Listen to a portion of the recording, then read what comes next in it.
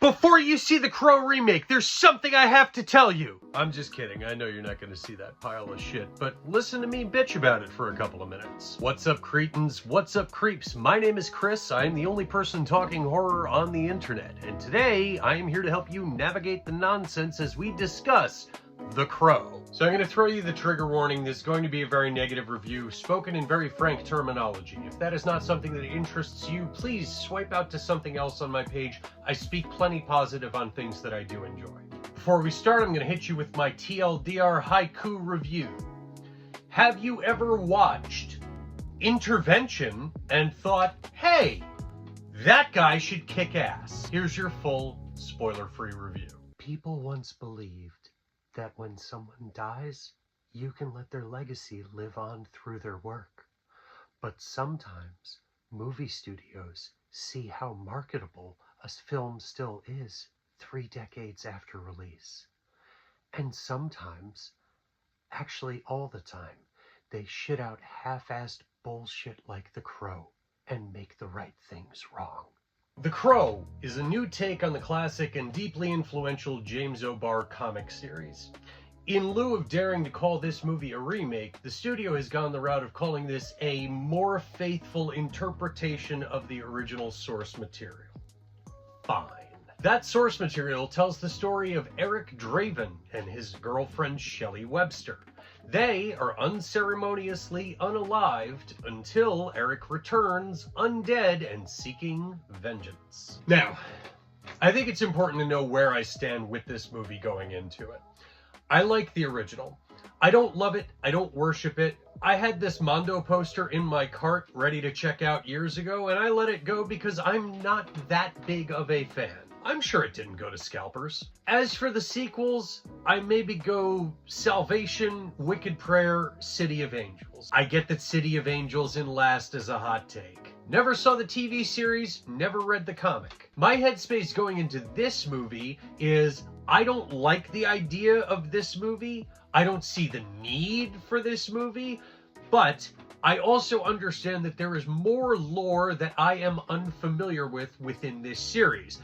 And if you have more to say, I'll give you a chance. I will listen. Unfortunately, those things that need to be said, 1, I'd kind of debate that. And 2, this is not how you say them. King Richard, Creed, and the Bob Marley biopic writers Zach Balan and first-time feature scribe William Joseph Schneider turn in an abysmally dumb script. And that's not me claiming that this is dumb versus the original, which has a fair amount of poetry to its prose. No. This would be the dumbest and most poorly written dialogue of the Fast and the Furious franchise were this within that series. It is worse than Shyamalan at his worst. Probably. Fuck you, Doberman. You don't get a pass. You're still the fucking worst. Memorable stuff like Eric being in the band Hangman's Joke is resolved with a scene where Shelley meets him, walks into his room and says, "Is this your poetry? You write beautifully. These should be song lyrics." Well-written stuff from the original like, "It can't rain all the time," or "Victims, aren't we all?" Shit that you know that people have tattooed on their bodies are traded off for things like, "Look like a bunch of fucking lawyers to me." And, "I don't want this to end." Doesn't have to. We could be living like this all the fucking time. And perhaps my favorite, "Do you think angsty fucking teens would build shrines to us?" No, I don't. Your hubris is amusing, but you're not that movie. That movie came out 30 years ago, and part of the reason that that movie was because that movie wasn't trying to be that movie. Did you happen to notice that fucking is just randomly dispersed throughout that dialogue? Yeah, I cursed plenty. I don't claim that I don't, but this is just randomly thrown about. Like, this movie has all of the eloquence, the articulation, and the storytelling capability of a 12-year-old boy that gets laid all the time. She just goes to a different school. You know the one. When he can't think of what to say, he just goes, the fucking... That kid. Bill Skarsgård and FKA Twigs play Eric and Shelley.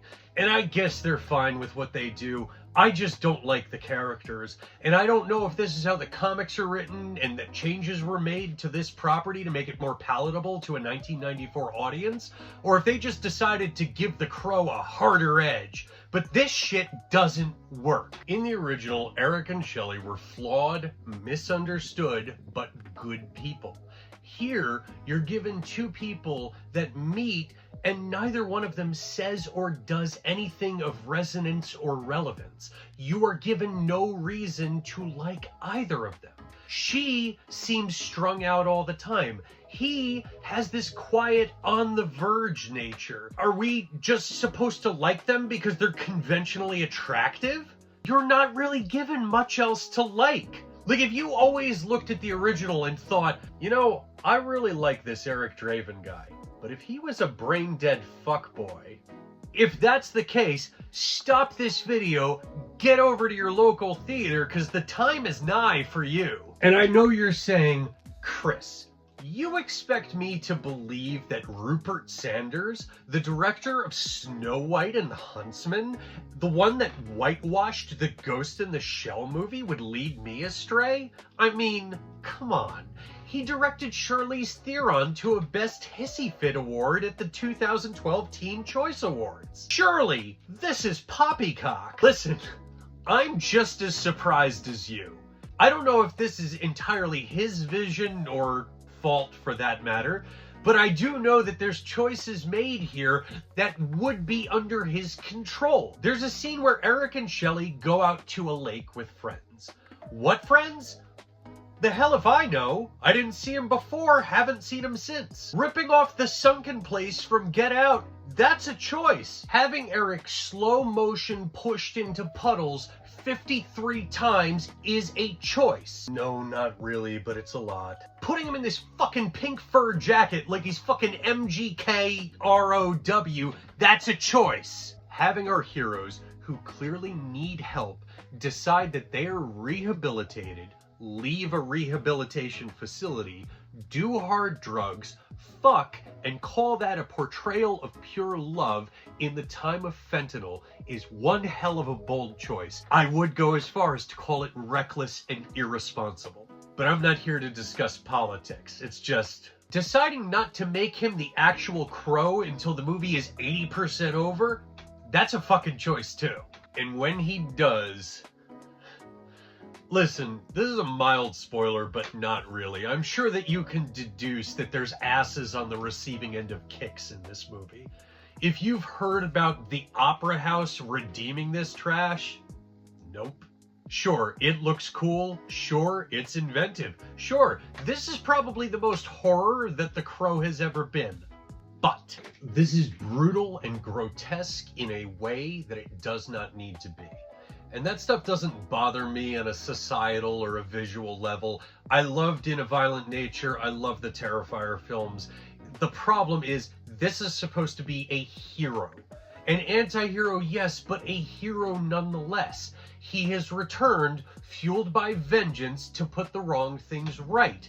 That is what is said, not only in the opening monologue of the original, but it's in this movie too. His hand was forced, and he's doing what he needs to do. That is how an anti-hero works. See John Wick, Death Wish, Rambo, The Punisher. He's not there to accrue a body count. This dope presents as dangerous as soon as we meet him. He intends to provoke, and that is not what The Crow is. It is clear that they think that they're going from Jack Nicholson Joker to Heath Ledger Joker, and shock, I do think that there's room for that. But we didn't do that. We went from Jack Nicholson Joker to the fucking Juggaloker. Why aren't we calling this the Jugga-Crow yet? Remember, you heard it here first. I know this is probably becoming daunting and redundant, so let's talk some positives. You want to talk music? I mean, the original soundtrack is one of the most iconic of all time. This had a song that was interesting. I mean, not interesting enough for me to bother to look up the name of the artist or the song title in the past 4 days since I've seen it, but could happen. Cinematography? I mean, I don't know. The camera's pointed at shit. It's in the frame. I guess they didn't fuck that up. There's no, like, shots of a refrigerator while two characters are having a conversation, so I guess that's a win. The more brutal stuff, although unnecessary, yeah, it looked good. I mean, it's not as good as when Bill Skarsgård did Boy Kills World, which was awesome. I mean, he does the whole anti-hero ass-kicker thing in this movie, and, you know, I mean, this one was good. Hey, you know what? If the Teen Choice Awards are still giving out a Best Hissy Fit Award, they've got the right director on board to make that happen. They've not aired those since 2019. The best thing about this movie is that I stayed through the credits, and guess what, guys? There's no post-credit sequence. It's done. Never again. Awesome. I found The Crow deeply dissatisfying. The source material that spoke to a generation of disenfranchised, overlooked, and somewhat lost people has respawned as hokey, dumbfuckery, edgelord bullshit. There is no romance, there is no tenderness. They traded in heart, soul, and brain for cock and balls and man-ass. There's a fair amount of man-ass in this movie. But that's just my opinion. I'm sure that Rupert Sanders knows plenty of people that love it. They just go to a different school. Kindred Spirits. Suicide Squad. Not The Suicide Squad. The Firestarter remake. Intervention. Before they have the actual intervention. So that's gonna do it for today, guys. Do all these things. Let me know what you thought of The Crow right over here. Please be respectful to others and don't spoil anything. I did my best not to. And as always, this is all just a matter of opinion. See it yourself, make your own decisions, remain critical, support horror.